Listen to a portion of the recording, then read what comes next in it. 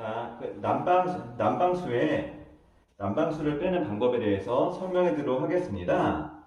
자, 우선은 밑에 있는 건요, 수동으로 난방을 열고 닫는 수동 차단 밸브입니다. 자, 그래서 구동기가 말썽을 일으키면은 이렇게 수동 차단 밸브로요, 열고 닫고 해주는 역할이니까 이걸로 강제로 난방을 각 방별로 닫아줄 수가 있습니다. 근데 만일에 이걸 하기 힘들다 싶으면은, 자, 이런 비례 제어 구동기인데요. 이런 비례 제어 구동기를 수동으로 돌려서 이렇게 오픈, 열거나 이렇게 클로즈를 할 수가 있습니다. 자, 이렇게 해서 구동기를 강제로 열어주고 닫아줄 수가 있는 겁니다. 물론 이 위를 수동으로 돌렸다는 그런 전제하에서입니다. 자, 그래서요, 이제 구동기를 갈기 위해서는, 자, 모든 난방 밸브를 이렇게 차단을 시킵니다. 다 이제 차단이 됐죠. 자, 그리고 이제 에어백이 밸브를 열어줍니다. 자, 그리고 이것을요, 물을 빼줍니다.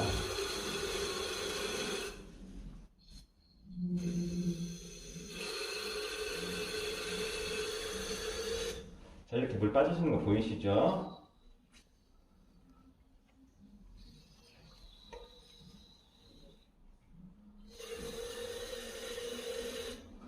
자, 이렇게 해서 물을 빼셔가지고요, 최대한 물을 뺀 이후에 작업을 하셔야 합니다.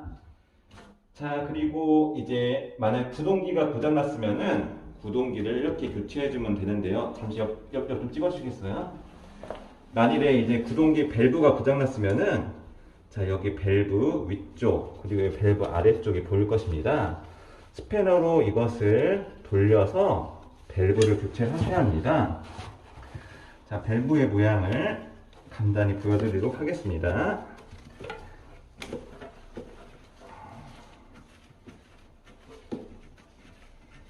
이쪽이 잘 빠져서 이쪽을 보여드리도록 하겠습니다.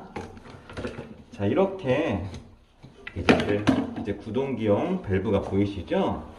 자, 이게 구동기용 밸브입니다. 자, 이 부분을요, 스패너로 집어서 빼셔야 합니다. 그리고 이것은 이제 밸브의 인서트입니다. 구동기의 역할은요, 이 인서트를 눌러줘서 난방을 차단시키고 인서트를 열어서 난방을 열어주는 역할을 합니다.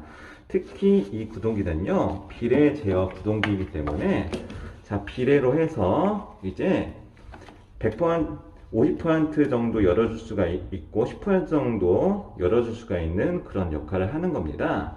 자, 그렇기 때문에 그 비례 제어기 때문에 그 비례를 확인할 수 있게, 자, 어느 정도 구동기를 열어줘야 하는지 다른 확인할 수 있게, 자, 이렇게 밸브에 센서 선이 달려 있습니다. 자, 그래서 이 두 개가 센서 선인 겁니다. 그래서 이 센서 선 두 개가 구동기 정보를 주면은 이 구동기는 그 명령을 받고요. 보이시죠?